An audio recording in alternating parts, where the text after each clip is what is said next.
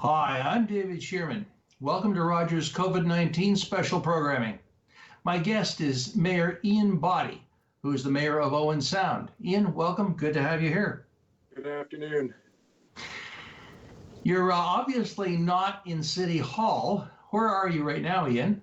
I'm at my law office, isolated over here. I only go into City Hall if I have to sign things or for very specific reasons.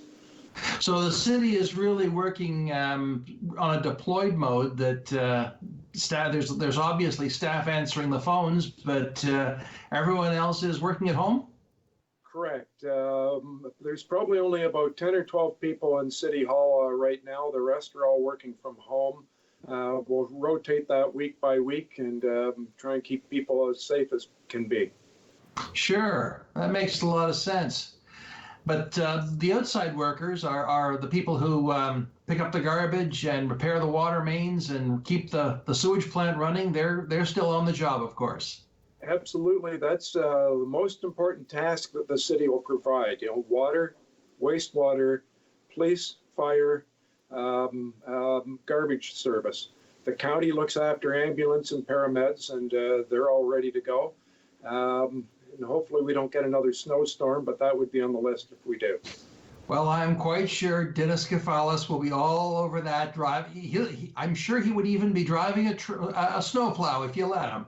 Yeah, probably.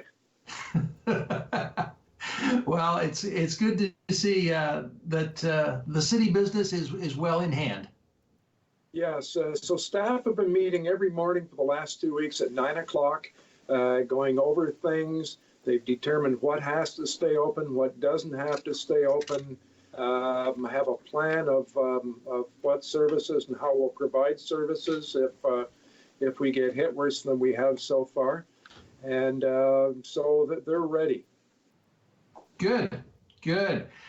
It's always good to know that those basic services are well in hand and we can count on them. Well, we've got an emergency plan, disaster plan that is checked and reviewed every year. It's changed. In fact, we just changed it a little bit in January. Part of that is an appendix for pandemics. So that was written in 2016. It gets reviewed. It is what they pull off the shelf and it's ready to go. So that's what the city's been following the last couple of weeks and will continue to follow. So in that, of course, it sets out what our essential services are, what we have to focus on, how we'll distance ourselves. It's all in the plan and has come off as expected. And that, of course, was developed with the expertise of the province and public health, I'm sure. Oh, absolutely. Police, everyone's involved with that. Yes. Sure. So you can say with real assurance that all the services are there for citizens in the city of Owen Sound as we speak. The important services are there for sure. Things like recreation facilities, we've closed playgrounds where children are playing, touching. We've closed those. We've been encouraged by the Dr. Era from the health unit to keep trails and parks open for people that have not been sick, have not been in contact with somebody that's been sick, people that have not been out of the country in the last 2 weeks. Then go out, get some fresh air, but keep your distance when you're outside. Right, that's a little different message from other municipalities, but if he says it's okay to be out on the trails and walking, as long as you're practicing safe distancing, you're good. Well, to quote John Tory yesterday, Mayor of Toronto, I think he said keep 2 hockey sticks away from each other. So if you can tap the blade of your hockey stick, you're too close. That's a good way to remember it. That's a really good way to remember it. I like that. The Canadian way. Yes, very much so. And if you're trying to get to the goal, you're too close. Exactly. Yeah. So it is important that people exercise, that they get fresh air. But again, as I'm seeing in my neighborhood, people are out walking. when they approach each other, they're crossing the street, they're passing their greetings from a distance, and that's what we have to do. Yes, I'm seeing a lot of that as well. People are being respectful of that 6 foot distance and acting with a lot of common sense, and it's good to see. Yeah, for people that are younger than you and I, Dave, we don't talk about 6 feet, we talk about 2 meters. Well, I'm sorry, but I refuse to let up on the old imperial system. You're right, it is 2 meters, John. It is 2 meters. Yeah. Now, you mentioned the playgrounds and the playground equipment. That's been a little bit, I won't say controversial, but it's a bit unusual. What's the logic behind that? Well, anything metal that someone could touch, if they're infected, they coughed into their hand, they touched something, we know it can be quite a period of time that someone else could touch it and pick up the virus. So that's the reason behind that. And again, we're working very closely with the health unit, with the County of Grey, to come up with these rules and ideas, and we're just relaying what they're suggesting. Sure. Now, this morning, about 9 o'clock this morning, and this is the 27th of March that we're talking, the city of Owen Sound declared a state of emergency. What's that mean? Well, that's an interesting thing. Other communities had gone ahead and declared, but we waited, and again, in contact and consulting with the county. Grey County declared yesterday at 5 o'clock. We declared at 9 o'clock this morning. So it adds some seriousness to it. It does not give us any authority to rule people or tell them what they can do or can't do, or any different authority than what we had before. It does not give us extra money, but it does give us the ability to use volunteers if we perhaps had to set up a remote facility and needed volunteer help. They would be covered by WSIB. So that's one of the benefits. It allows the emergency committee to make decisions a little bit faster without having to go through the budget process with council. We'll certainly catch up to things after, but there's going to be some spending that something needs to be purchased right now or needs to be ordered, and we need the authority to go ahead and do it. So that's an example of what declaring does. You mentioned the emergency committee. What's that? Well, there's a committee made up mostly of staff. It would include fire, it would include police, it would include, in this case, health unit, but we're really relating to them anyway. So it's just reviewing, even without having declared this, staff have been meeting every morning at 9 o'clock to go through all the procedures. How is this working? Is this working? Do we need to close other things? Do we need to open other things? Example, we don't have staff delivering bag tags to stores to be sold. We know some of those stores have run out. So, we made a decision that we wouldn't be ticketing people or wouldn't be refusing their garbage if they put it out without a bag tag. We certainly encourage people. This is going to have financial impact. Anything that's financial at some point is going to come back to the taxpayers. They're going to have to pay for it at some point, so it's not really free.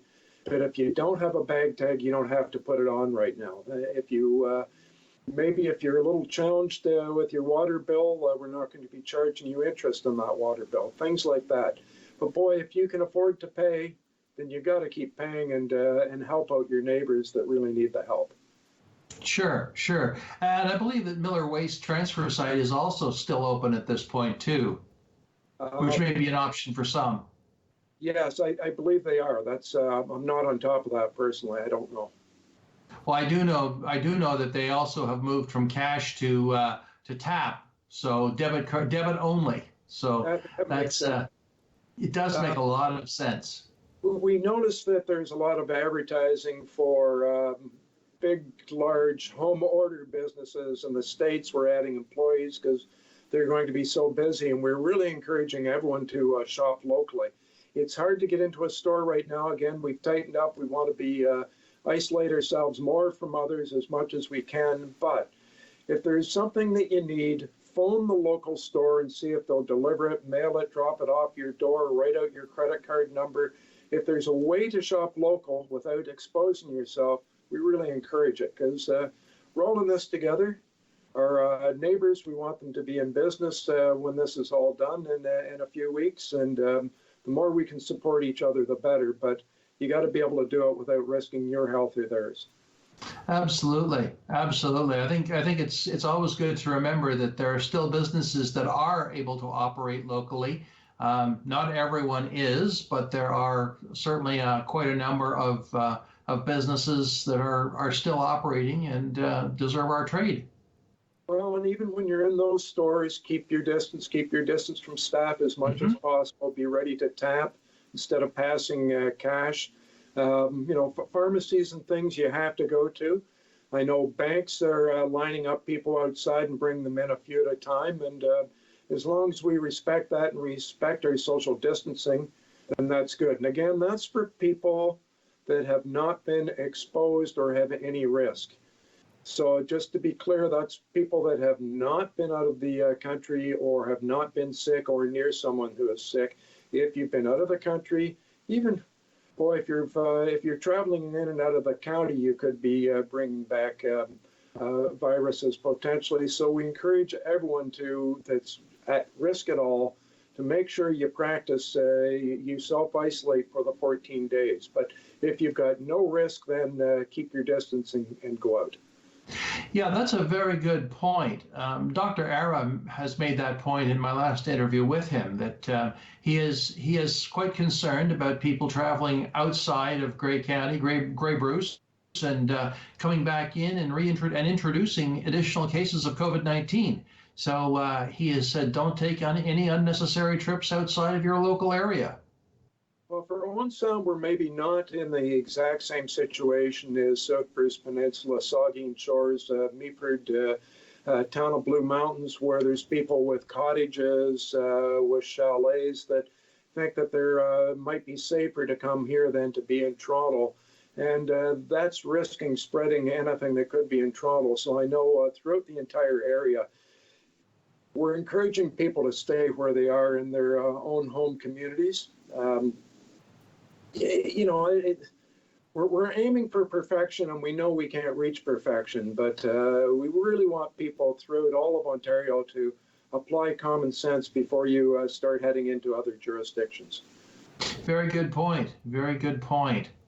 Now, I'm presuming also that what you're doing as a council, as a municipality, is also being done in conversation with obviously the county, but also the province and the federal government. Is that true?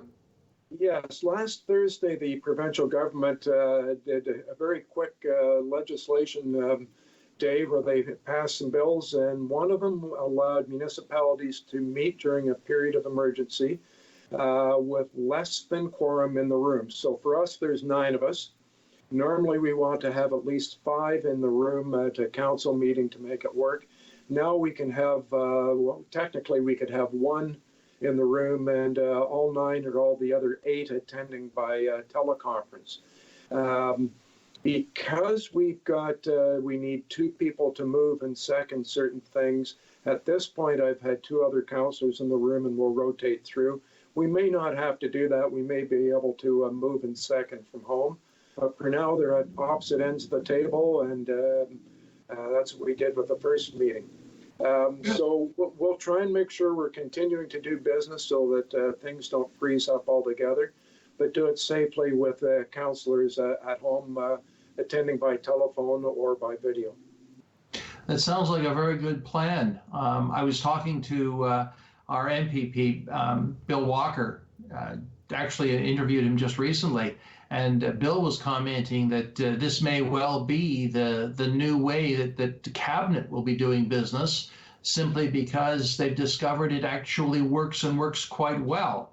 While face-to-face is certainly the preferred option in certain circumstances, and he used the example of a Grey Bruce snowstorm, it actually was not an unreasonable way to do the business of the province, and sounds like you're discovering the same thing.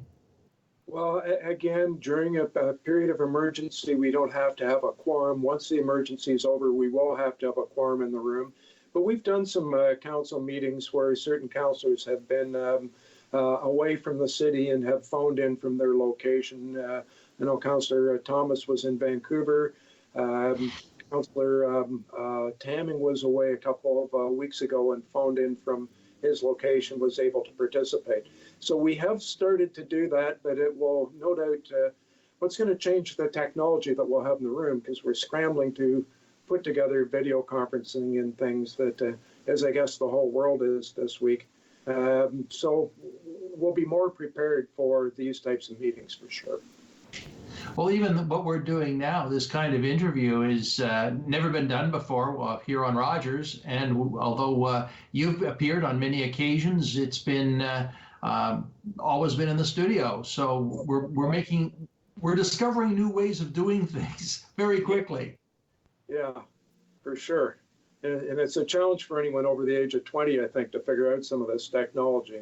I understand that completely. Although I must say, I was pleased to see that up at Lee Manors, the county has volunteers, sent some of their staff into as volunteers to work with, to set up video conferencing between residents and families. And that's another neat thing to happen. Yes, and I saw someone yesterday from our Canadian Mental Health Society here that was singing and entertaining karaoke from outside of one of the retirement homes, which was just wonderful. It's great that people are doing what they can to help. 'Cause it's, we're all going to get a little bit lonely, and maybe are now after 2 weeks, and especially our seniors that are in homes and look forward to family members. So being able to contact them by Skype or from outside is really wonderful. I'm sure our challenges are going to get greater as we social animals like to be out and talking to people, and we're not going to be able to for at least a couple more weeks. So we really got to be disciplined and stick to our guns for a little while longer. Yes, that's a huge change for all of us. I'm looking forward to talking with our Director of Education, Alana Murray, in the near future to find out what's happening in the school system, because that has made a huge difference here in the city. There are no school buses. Yeah, no school buses, kids not going to school, parents probably pulling out their hair by now, trying to figure out how to look after kids. Well, one of the things I think that we may be blessed with in the city is with our abundant parks, people can get out and walk and can get some exercise and can, at least at a safe distance, have some conversations. I've noticed a lot of people are walking dogs. Yeah, if there's any silver lining, which there isn't much of one, it's that it's happening in March going into April. The weather's been good. Think about what we were going through a month ago with the end of February with snowstorms and things closed down, and how difficult that would have been for people. And so, we're maybe lucky in a sense that we're going into springtime and it allows people some fresh air. Sure, the timing isn't all that bad. Do you have any concerns for the business community here in the city with the basically the provincial emergency order to shut a lot of the businesses? Oh, certainly. We live in a community where we have a lot of independent retailers. They're our neighbors.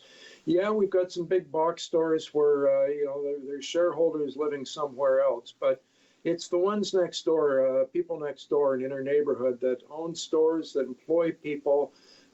They do all their shopping locally. They sponsor the ball teams, the lacrosse teams, the hockey teams. They dig into their pocket for donations. They're always donating prizes. Those are the people that we really got to look after, and this is hard on them. Not a lot of people in retail especially have a big cash flow. They will have purchased their inventory 6 months ago. It's on the shelf. They're paying for it. And now this hits and they can't sell it. So it's a real challenge for businesses locally, and I'm sure it's not going to be an easy year. Has the city been able to do anything to help with supply chain issues? I noticed that as part of the provincial legislation, they've said businesses can receive deliveries 24/7.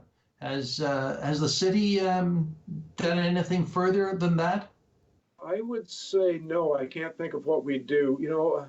At times of emergencies and urgencies, you try and focus on what your mandate is and what your jurisdiction is. So, we're really focusing on the water, wastewater, police, fire, garbage, and things that aren't under our umbrella. Then, we're letting other people look after it. So, a lot of those are provincial decisions. Again, the county with long-term care, with ambulances, with paramedics. That's their jurisdiction. So a lot of those, we're trying to focus on what we have to, especially with a reduced staff in City Hall. I really couldn't let you go without asking about the 10th Street Bridge. What's the current situation regarding the construction? I saw a huge pump sitting in the workyard there, which means they appear to be continuing. It's my understanding they're continuing, but let's face it, they're bound to fall behind with this. And frankly, and all the other things we're going to have to worry about over the next few weeks, that's probably an almost who cares. But I do know that they're continuing to work, and as of a couple of days ago, they're still on schedule. But it'll be hard for any construction to maintain the pace that they're doing with keeping their labor safe, et cetera. So that's a fact of life in these times. Sure, but at this point, the bridge is on track, and the things are going quite well. Yeah, we were told that a couple of days ago, that they're still working, they're still where they want to be time-wise. That's excellent. I'm sure people are still getting used to the changes and all the traffic changes, even though traffic is a lot lighter in the city. Well, and yes, if you can, don't get into a car with several people. Walk, get out and walk. That's part of trying to be healthy. As spring rolls around, ride the bike, take a bit of pressure off the traffic. We were worried about tourism in May and June when big trailers start coming through and campers and things. But we may be late summer before we see some of those, which might be a blessing. I'm glad the 10th Street Bridge wasn't 1 year and COVID-19 hits the next year. It would have been really difficult on businesses, but we're getting it all done at once. Very true, very true. Kind of like the Big Dig and Big Dig 2. We had to do everything all at once.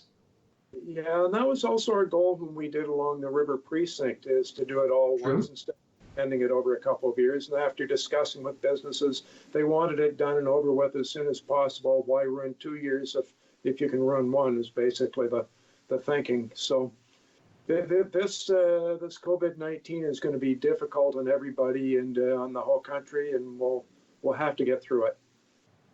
I also noticed that there's a bit of a change in the city culture, and that many of the restaurants are now takeout only. We've lost a couple of coffee shops because they're closed. What's your take on that? Well, that's being healthy. That's being smart. I'm finding, going from my law office downtown, that I've got to get into a car and drive through Tim Hortons drive-through is one of the few choices downtown right now. But again, we all have to sacrifice something right now for a little bit longer to be better off. If perhaps we tried to keep some of those businesses open, we'd risk further spread and being shut down for longer. So, this is a sacrifice for all of us that I think is going to help in the long run. Right. Well, when will the city council be meeting next? We're aiming to meet on Monday the 6th, so we're getting back onto at least the time schedule that is set for the year for meetings. We'll scale down the meetings to just things that we absolutely have to pass and get out of there as quickly as we can. Without any committee work going on, without some of the revenues coming in that we're accustomed to, bag tags, some of those things, our spending will be different. As we start looking forward, some of our big events and social events may not happen. So some of those things have slowed down for now, and we'll concentrate on maybe some site plan, development plans, things that have to happen, some bylaws and things that have to happen, and and really stick to a very precise business and get out of there. But hopefully we'll be back on regular council agenda nights. We're not going to have the public in the room, of course, so they're going to be able to email the clerk with questions, and depending on the volume of questions and whether they're repetitive, we'll zip through them and try and answer them for the public question period. Is there any plan to put the council meeting, at least the audio only, online, or is that something to work down the road? Well, I think staff are still working with Rogers Cable to figure out how we can broadcast. It'll be pretty boring with only 3 or 4 people in the room to look at, but they'll be able to still see the business. We at the city continue to record it and put it on, I guess, YouTube or post it the next day.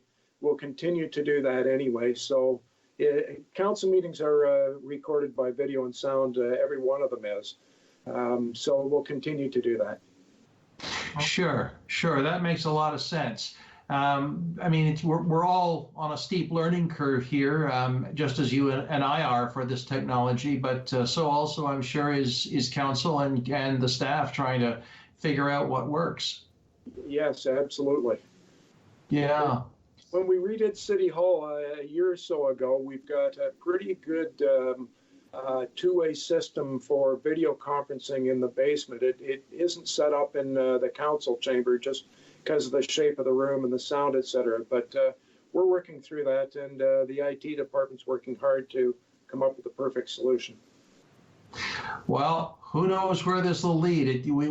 It's certainly opened a lot of opportunities in terms of governance for municipalities and all kinds of opportunities for us as a community. Yes. Well, I want to thank you, Ian, for being a part of this special COVID-19 program on Rogers TV. And we wish you well, stay healthy, and keep your distance. Yeah, thanks for having me on. And again, if you've been out of the country, out of the area, you've been sick, you've been near anyone sick, stay at home for 14 days, get someone else to get your groceries for you. If you don't fall into that category, go out, be healthy, but keep your distance, and try and stay at home as much as you can anyway. We've got a while to go through yet. We're going to get bored with it, but we've got to be disciplined and keep going. So thanks to everybody. You're doing a great job. And thank you, Ian. Thank you, friends. I'm David Shearman. This has been Rogers TV special COVID-19 programming. We'll see you again.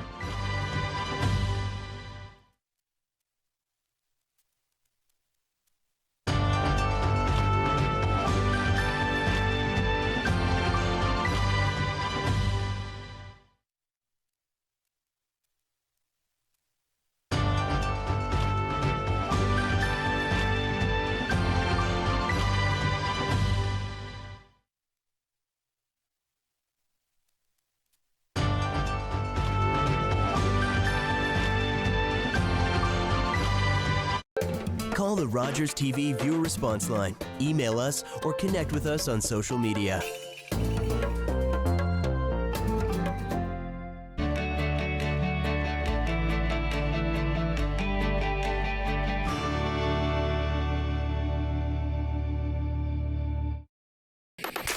You're invited to join us on the couch, first Tuesday of the month for the 5th anniversary season of your loved local LGBTQ talk show.